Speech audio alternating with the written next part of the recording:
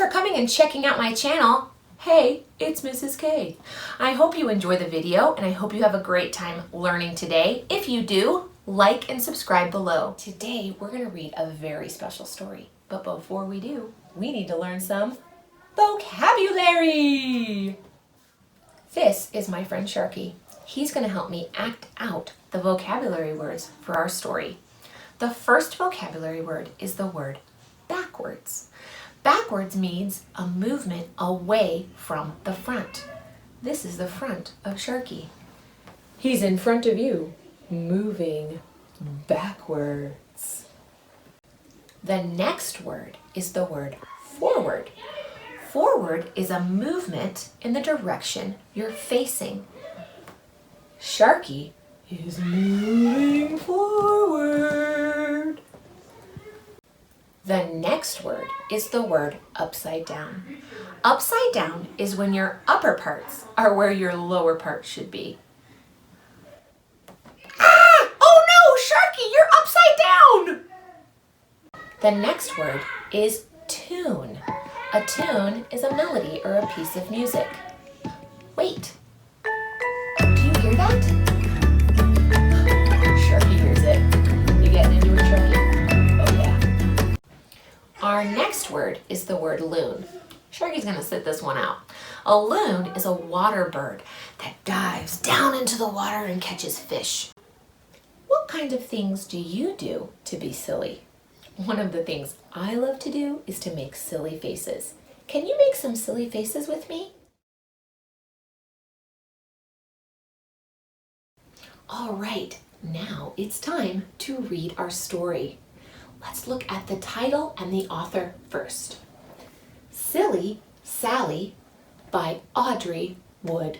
Now, this silly Sally here, she does so many silly things in this story. So today, I want you to keep track of all the silly things that Sally does, because at the end, we are going to answer the question, what kinds of silly things does Sally do?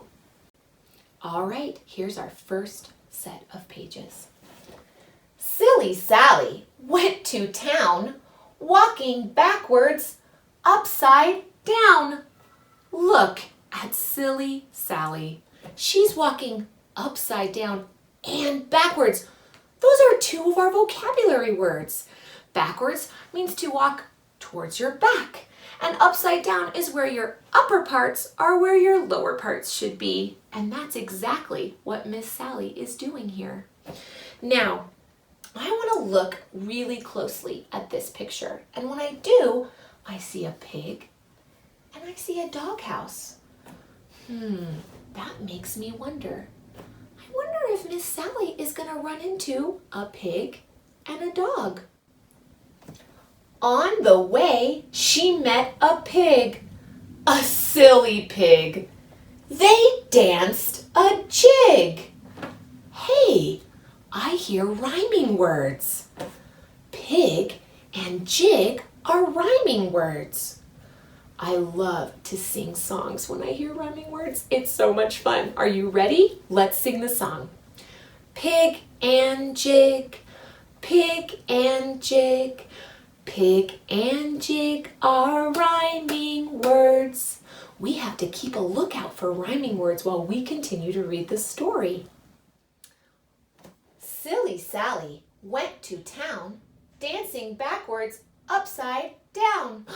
I heard two more rhyming words, town and down. Town and down, town and down, town and down are rhyming words. Wait a second. I see a pig. We were right. She did meet a pig. You know what else I see? I still see that doghouse.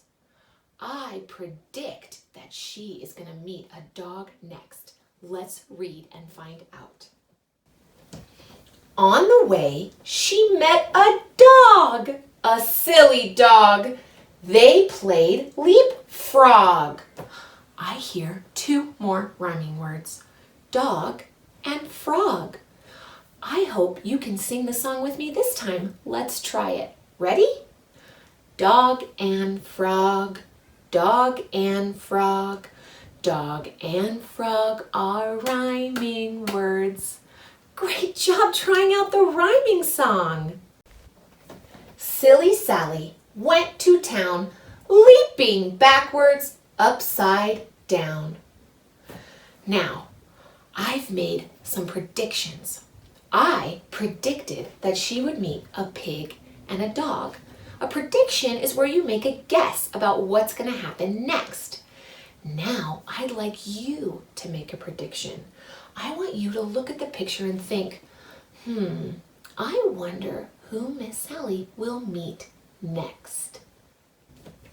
On the way, she met a loon, a silly loon. They sang a tune. I heard 2 rhyming words on that page. Did you hear the rhyming words? Take a second and think, what were the rhyming words on this page? Did you get it? You should have said loon and tune. Great job. Now let's get back to your prediction. Did you predict that she would run into a loon? Maybe you didn't say loon. Maybe you said a bird. Did you predict that she'd run into a bird? If you did, you were right. If you didn't predict that she would run into a bird, that's okay. Good readers practice making predictions all the time, and your predictions don't have to be right. Just remember, good readers practice making predictions. Silly Sally went to town, singing backwards, upside down. All right, it's time for you to make another prediction because good readers make predictions. Who will she meet next? On the way, she met a sheep, a silly sheep. They fell asleep. That silly Sally, she fell asleep with a sheep. I heard 2 rhyming words. Think, what were the rhyming words? I hope you said sheep and asleep. You are such good rhymers. Now let's talk about your prediction. Did you predict that she would run into a sheep? Maybe you predicted she'd run into someone else. Let's keep reading and find out who she runs into next. Now, how did Sally get to town, sleeping backwards, upside down? Oh no! Silly Sally has fallen asleep. How is she going to get to town now? I think she's going to have to wake up. Let's take a second and think. How do you wake up? If you were the person that had to wake up Miss Sally, how would you wake her up? Let's find out what's going to happen next. Along came Nettie Buttercup, walking forwards, right side up. Now Nettie is different from Sally. How is he different? Think about that. He is the opposite of Sally. He is forwards walking and right side up. I wonder how Nettie is going to wake up Sally and all the... He tickled the pig who danced a jig. He tickled the dog who played leapfrog. He tickled the loon who sang a tune. He tickled the sheep who fell asleep. He tickled all the animals. I wonder how he's going to wake up Sally. He tickled Sally, who woke right up. She tickled Nettie Buttercup. So he tickled Sally, and then what did she do? Silly Sally, she tickled him right back. She is one silly lady. I hope she can get to town now. And that's how Sally got to town. Walking backwards, upside down. Oh my goodness, look. Everyone's doing what Miss Sally is doing. That is one silly story. Do you remember the question I asked at the beginning of the story? What are the silly things that Sally did? She walked backwards and upside down. She danced with a pig. She played leapfrog with a dog. She sang a tune with a loon. She tickled Nettie Buttercup. She did so many silly things in our story. Phew, that was a busy story time. Now I want to talk to you one more time about vocabulary. It's important that you try to use our vocabulary words when you talk to your friends and family. I'll give you some examples. The first word is backwards. Oh no, Mom, my shirt's on backwards. The second word, forwards. Look at me, Mom, I'm running forwards. 3, upside down. Oh no, why are all my toys upside down? 4, tune. I really like this tune on the radio. 5, loon. Now that's a tough word to use. Maybe you could use it by saying, hey, do you know what a loon is? A loon is a type of water bird that dives under the water and catches fish.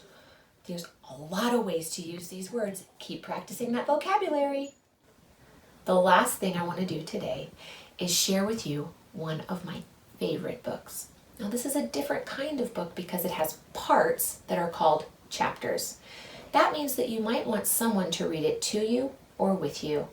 And that book is Charlotte's Web.